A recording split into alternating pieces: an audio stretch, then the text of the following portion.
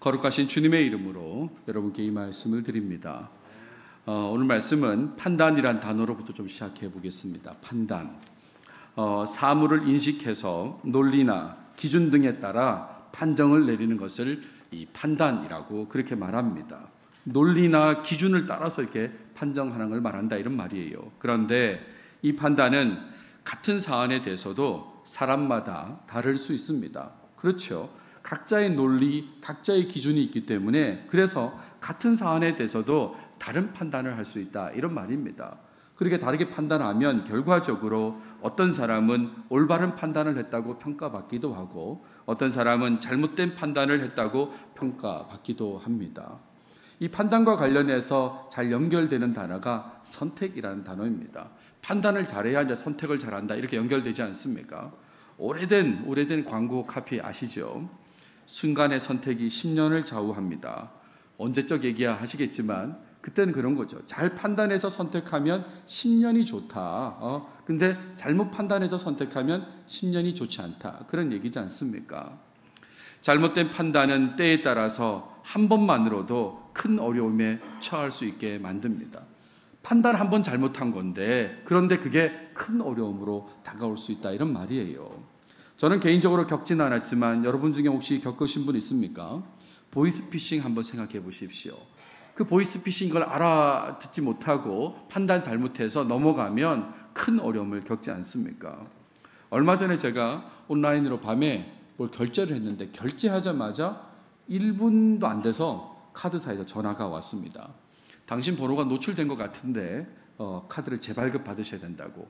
근데 제가 알고 있는 그 카드사 대표 전화번호가 아니더라고요. 그래서 내일 아침에 내가 알아서 고객센터에 전화하겠다고. 그리고 끊었습니다. 그리고 밤새 좀 찜찜한 거예요.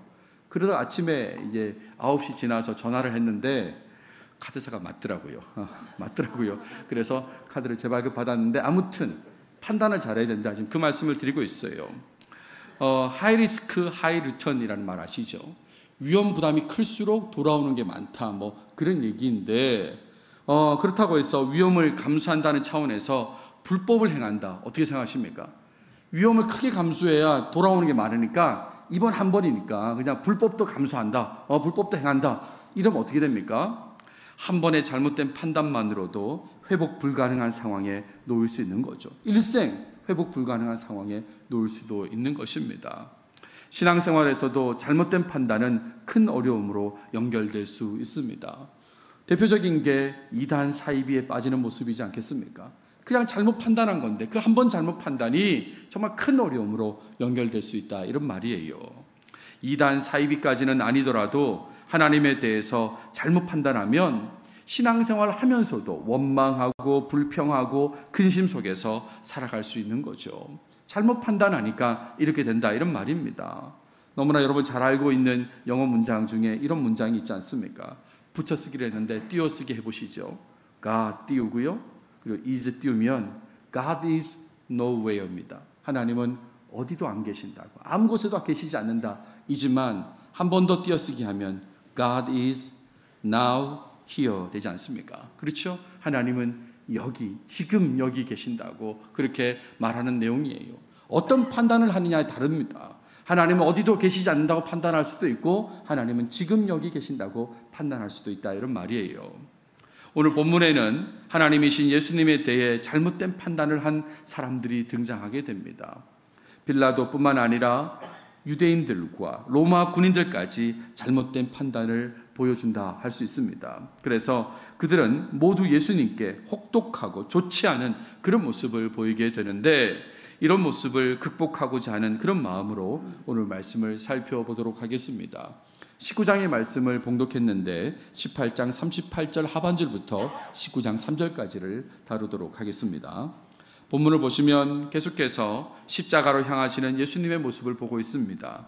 지난 시간에는 예수님을 신문하는 빌라도의 모습이었어요.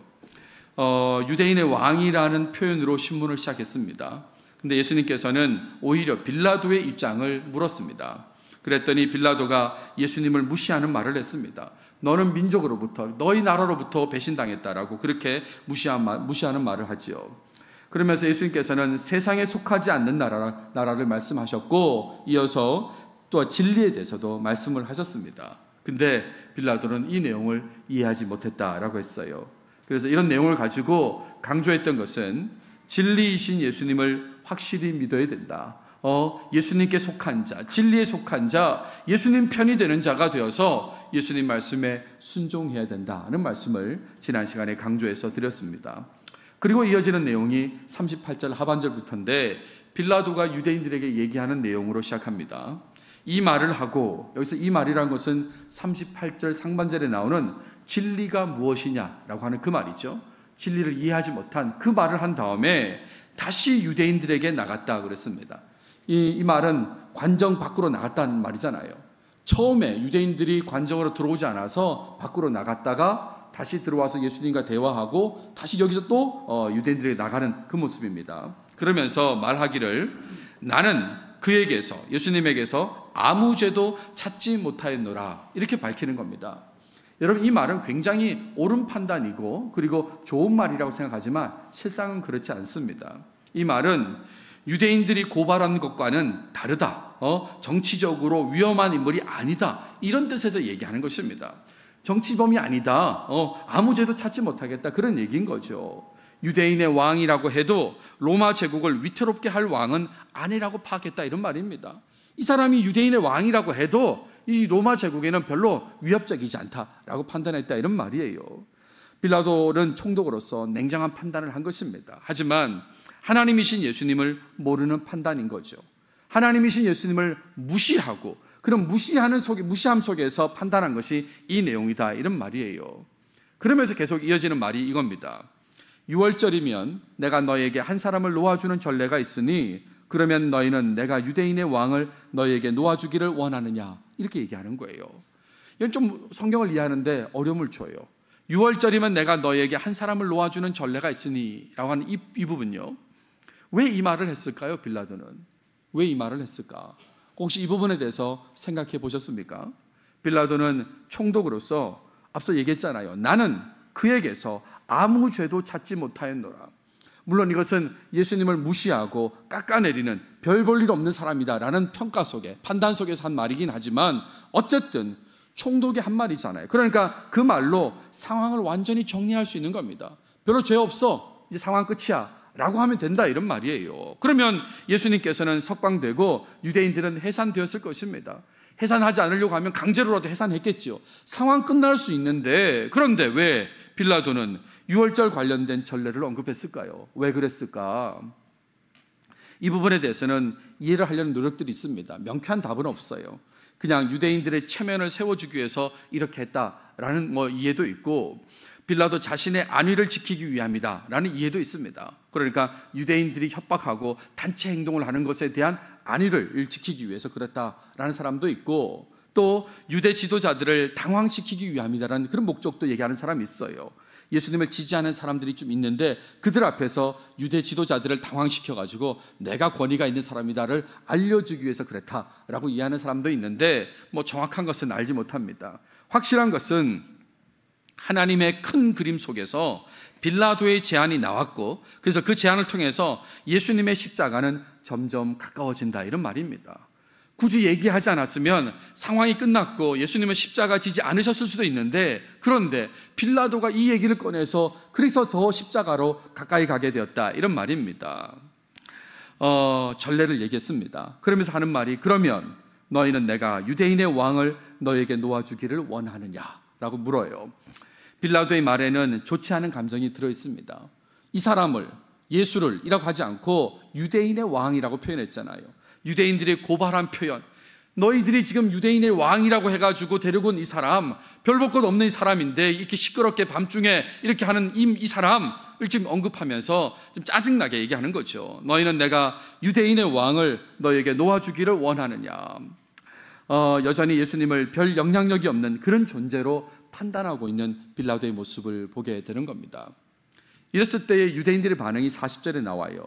그들이 또 소리질러 이르되 이 사람이 아니라, 이렇게 얘기하는데, 성경을 읽다 보면 목사인 저한테도 탁 막히는 게 있어요. 우리가 지금 요한복음을 끊어서 보지만 실제로는 그 내용으로 쭉 봐야 되는 거지 않습니까?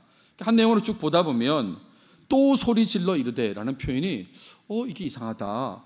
이전에 언제 소리 질렀나를 찾아보면 소리 지른 적이 없어요.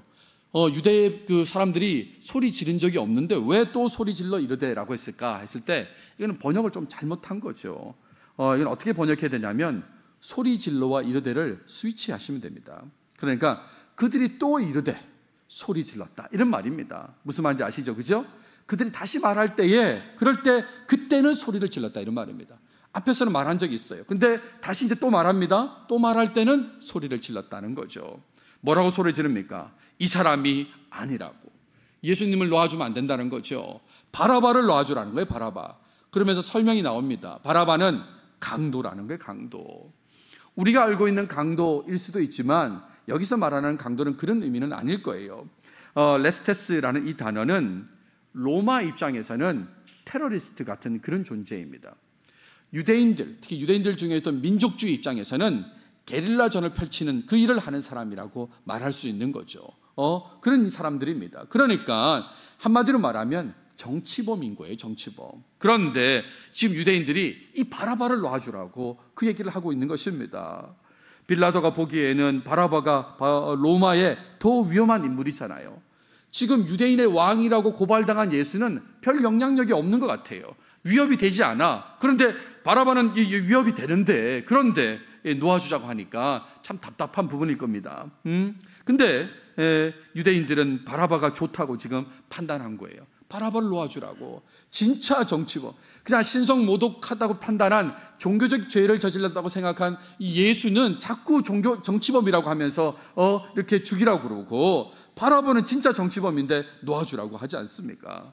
왜 그렇습니까? 예수님에 대한 적대감이 넘쳐나기 때문에 그런 거예요.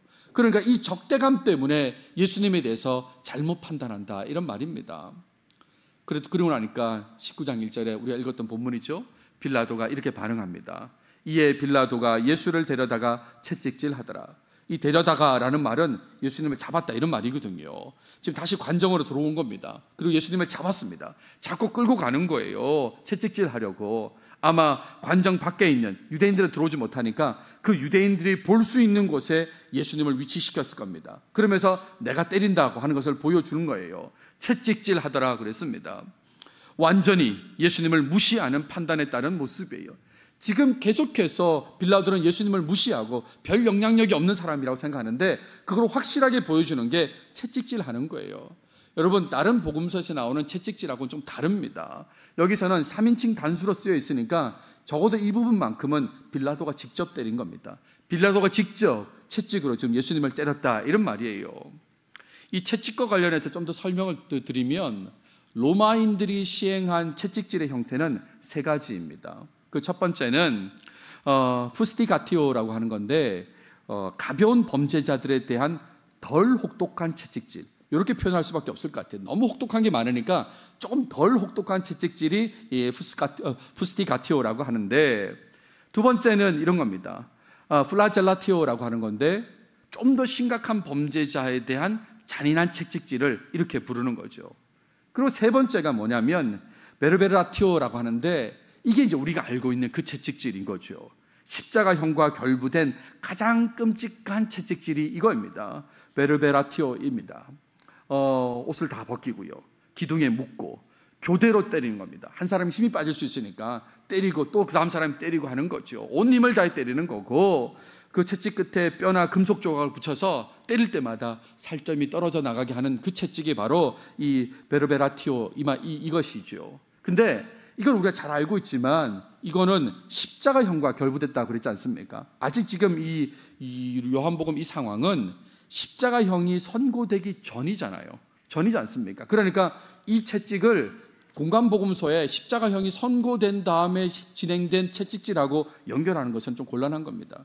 여기서 채찍은 아까 말한 대로 빌라도가 한 거고 아마 이 정도일 겁니다. 푸스티가티오 정도로 채찍질을 했다, 그런 얘기지요. 자, 그렇다면 빌라도는 왜 갑자기 예수님에게 채찍질을 했을까? 왜 그랬을까? 두 가지를 생각할 수 있는데, 하나는 예수님을 벌하라고 요구하는 유대인들을 어느 정도 만족시키려는 목적 때문에, 그런 목적으로 나 이 정도로 벌하고 있다 정도로 이렇게 하려고, 그걸 보여주려고 했다라고 이해하는 사람이 있고, 또 예수님에 대한 유대인들의 동정심을 유발시키려는 그런 목적 때문에 채찍질을 했다라고 이해하는 사람도 있습니다. 핵심은 여전히 이 빌라도는 예수님을 무시하는 마음이었고 또 그렇기 때문에 상황을 빨리 끝내고 싶은 마음이에요. 그러니까 별 영향력이 없는 사람 같은데 빨리 내보내고 싶고, 유대인들의 그런 반응에 대해서 그냥 빨리 끝내고 싶으니까 내가 채찍질했으니까 됐지라고 이제 그렇게 보여주는 모습이다, 이런 말이죠. 이 모습을 본 로마 군인들의 반응은 어떻겠습니까? 2절 3절에 보세요. 군인들이 가시나무로 관을 엮어 그의 머리에 씌우고 그랬습니다. 이 왕관을 흉내내는 거죠. 그러면서 고통을 주는 겁니다. 우리는 가시로 된 형을 낼 때 탱자나무 가시를 썼다고 그렇게 제가 들은 것 같은데, 여기서 가시나무는 대추야자나무, 그러니까 종려나무 가지와 관련되어 있습니다. 그걸로 이제 관을 엮어가지고 그의 머리에 씌웠습니다. 예수님께 고통을 주면서 조롱하는 거죠. 자색 옷을 입혔다 그랬습니다. 이것도 마찬가지예요. 로마 군인들의 겉옷이 자색빛이 나는 것 같습니다. 그 겉옷으로 왕의 옷을 입은 것처럼 이렇게 해가지고 흉내내면서 예수님을 조롱했다, 이런 말이에요. 왜 로마 군인들이 이렇게 조롱할까요? 빌라도 모습을 통해서 봤거든요. 유대인의 왕이라는 사람이 아무것도 아니라는 것을 판단한 거죠. 빌라도가 그렇게 하는 모습을 보면서 유대인의 왕이라고 해도 별거 아니구나, 아무것도 아니구나 라고 판단하니까 이렇게 조롱하고 있다, 이런 말입니다. 계속 이어집니다. 앞에 가서 이르되 유대인의 왕이여 평안할지어다 하며, 여기서 앞에 갔다라는 말은 앞에서 무릎을 꿇었다, 이런 말입니다. 앞에서 무릎을 꿇어요.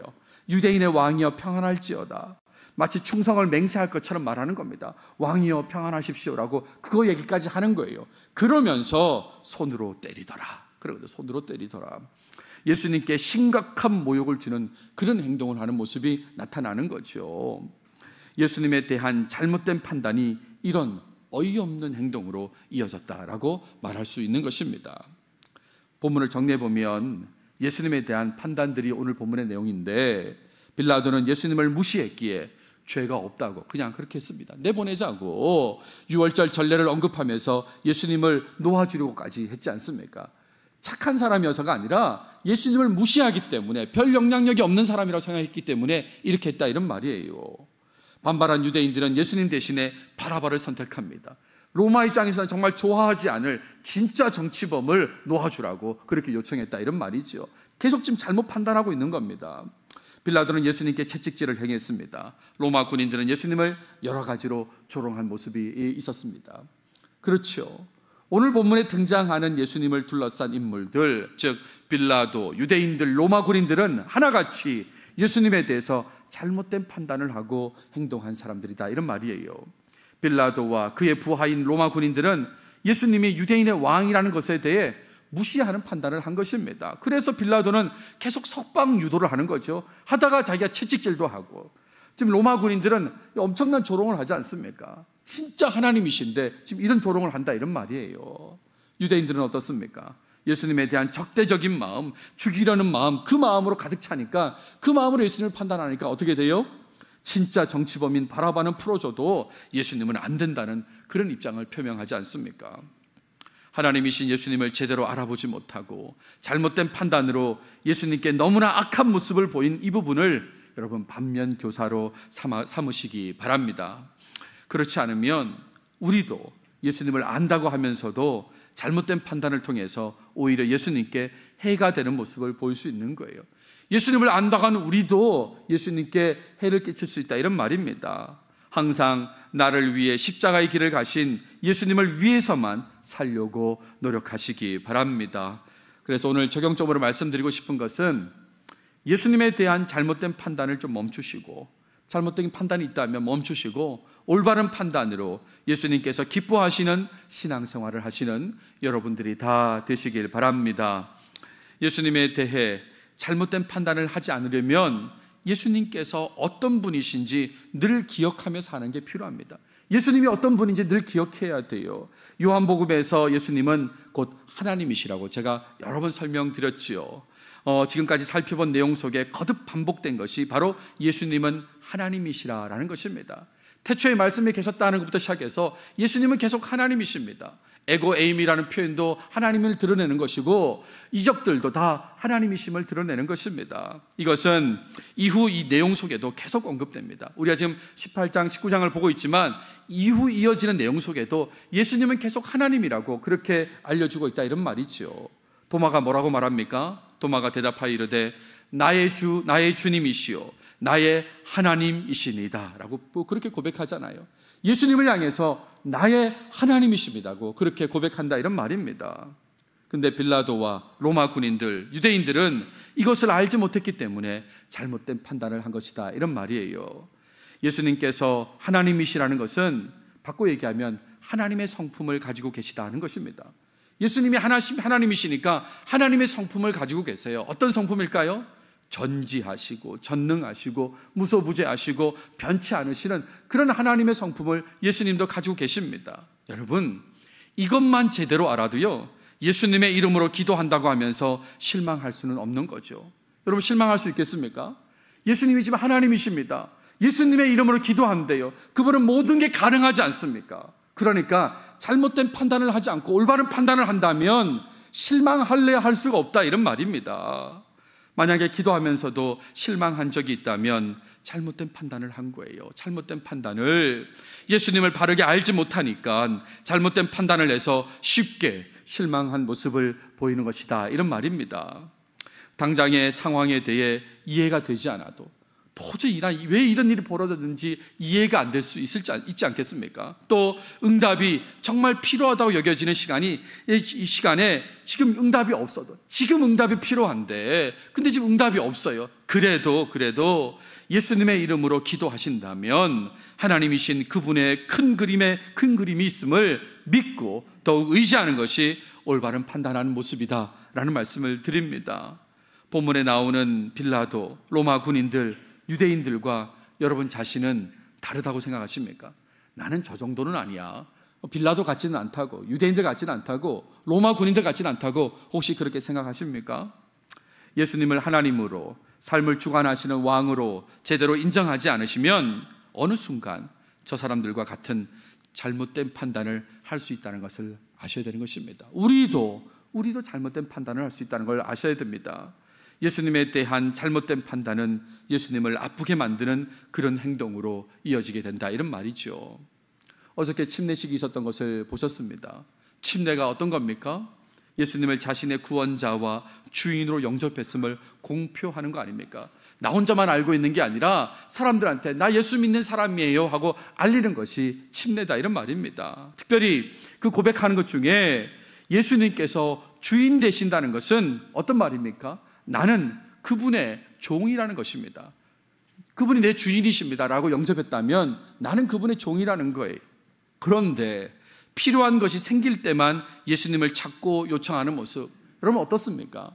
이건 예수님을 잘못 알고 있는 게 아닌가? 잘못된 판단을 하는 게 아닌가? 이런 생각이 들지 않습니까? 너무나 잘못된 판단인 것이죠.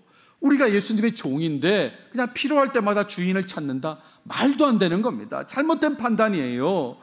예수님께서는 우리의 종이 아닙니다. 우리가 그분의 종이다 이런 말이에요. 예수님에 대해 잘못된 판단을 하는 사람이 여러분 가운데는 아무도 없길 바랍니다.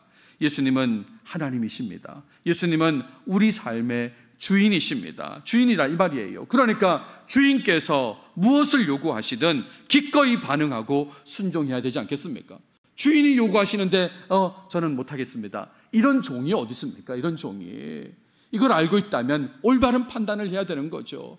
우리 주인께서 예배하는 자를 찾으신다는 거 아닙니까? 근데 못하겠습니다. 저는 주일 말고는 못하겠습니다. 피곤합니다. 라고 한다면 어떻게 그게 올바른 판단이라 할 수 있냐 이런 말이에요. 가서 제자 삼으라고 그렇게 전도의 명령을 주셨는데 다른 건 몰라도 전도는 못하겠습니다 라고 한다면 그 종이 지금 올바른 판단을 한다고 말할 수 있겠습니까? 기도도 마찬가지지요. 쉬지 말고 기도하라고 그랬는데 더 기도하기 힘듭니다 라고 그렇게 반응한다면 정말 잘못된 판단을 하는 그런 종이라고 생각하셔야 되는 것입니다. 봉사와 섬김의 모습도 마찬가지예요. 마찬가지입니다. 주인께서는 이걸 요청하시는데 근데 종이 하기 싫다고 그럼 이게 어떻게 되는 거냐 이런 말이에요. 예수님에 대해 올바른 판단을 하실 때 하나님이시고 주인이신 그분이 원하시는 것을 기꺼이 하려고 할 것입니다. 정말 그분 내 하나님이시지, 그분 내 주인이시지, 그러니까 그걸 제대로 인식하고 올바른 판단을 하면 주님이 원하시는 것을 기꺼이 하려고 할 것입니다. 다른 어떤 것보다도 하나님 사랑, 이웃 사랑을 실천하게 될 것이에요. 가장 위대한 명령으로 주신 하나님 사랑, 이웃 사랑을 실천하게 된다, 이런 말입니다. 어떤 손해, 어떤 어려움이 있어도 예수님을 위해서 기꺼이 해내고 말 것이다, 이런 말입니다. 하지만 잘못된 판단은 가장 위대한 명령조차도 거부하게 만드는 거죠. 잘못된 판단을 하니까 그래도 돼, 안 해도 돼 라고 자꾸 그렇게 생각하니까 예수님이 누구신지 모르는 거예요. 하나님이시고 주인이란 걸 모르는 거니까 안 해도 된다고 생각하고, 그래서 하나님 사랑, 이웃 사랑도 이렇게 뒤로 제쳐놓게 된다, 이런 말입니다. 여름에 진행되는 교회에 여러 활동들이 있습니다. 그렇죠? 여름마다 진행되는 활동들이 있습니다. 그래서 목회자들끼리 전화를 하거나 대화를 할 때 이렇게 안부를 묻습니다. 여름 행사로 바쁘시죠? 이렇게 묻습니다. 여름 행사로 바쁘시죠? 근데 여러분, 모든 목회자가 바쁜 것은 아닙니다. 이건 정직하게 얘기해야 되죠. 모든 목회자가 바쁘지 않습니다. 근데 제가 이런 질문을 받고 대답할 때마다 저 속에 드는 마음은 뭐냐면, 바쁠 수 있어서 감사하다. 바쁠 수 있어서 감사하다. 바쁘고 싶어도 바쁘지 못하는 목회자들이 많은데, 여름 행사가 있고 싶어도 할 수 없는 것이 많은데, 바쁠 수 있어서 참 감사하다, 이런 생각이 드는 거예요. 침례식이 있어서 감사하고 수련회가 진행되어서 감사하다는 그런 생각을 하게 됩니다. 주인께서 사용해 주시니까, 나를 사용해 주시니까 몸이 좀 피곤하긴 해도 기쁘고 감사하다는 마음이 드는 거예요. 여러분, 그런 느낌을 아세요? 몸이 피곤한데 기쁘고 감사한 거예요. 주인께서 써주시니까, 나는 종인데 써주시잖아요. 여름 행사가 이렇게 진행될 수 있도록 해주시잖아요. 더욱 하나님 사랑, 이웃 사랑을 실천하려고 하게 된다, 이런 말입니다. 주인을 제대로 알아보고 올바른 판단을 하게 되면 이렇게 된다, 이런 말입니다. 말씀을 마무리하겠습니다. 여러분, 예수님을 제대로 알지 못하고 잘못된 판단을 계속하면요, 신앙생활에 실망과 원망, 그리고 불평만 많아지게 되는 것입니다. 그런 부정적인 모습이 없어지는 가장 좋은 방법은 예수님을 제대로 알고 예수님에 대해 올바른 판단을 하면서 신앙생활하는 것입니다. 여러분, 꼭 기억하십시오. 예수님께서는 하나님이시고 내 삶의 주인 되심을 항상 기억하며 살아가시는 여러분이 되시기 바랍니다. 그래서 한 번을 기도하더라도 올바른 판단으로 기도하시기 바랍니다. 내가 지금 기도하면서 부르는 그 예수님이 어떤 예수님인지 알고 기도해야 된다, 이런 말인 것입니다. 부디 올바른 판단 속에 하나님 사랑과 이웃 사랑을 잘 실천하시는 여러분 모두가 되시길 바랍니다. 기도하겠습니다. 하나님, 감사합니다. 오늘 또 우리에게 요한복음을 통해서 말씀해 주셔서 감사합니다. 특별히 빌라도, 유대인들, 로마 군인들이 예수님에 대해서 잘못된 판단을 하고 나쁜 모습을 보인 것을 보았는데, 이런 모습이 우리 삶에는 절대로 나타나지 않게 해주시옵소서. 우리 모든 목양교회 식구들은 주님을 향해서 올바른 판단을 하며 신앙생활하도록 도와주시옵소서. 하나님 되시고 내 삶의 주인 되심을 바로 알아서 올바른 판단 속에서 하나님 사랑, 이웃 사랑을 잘 실천하는 사람들이 우리 모든 목양교회 식구들이 되도록 인도해 주시옵소서. 이 모든 말씀 예수님의 이름으로 기도드렸습니다. 아멘.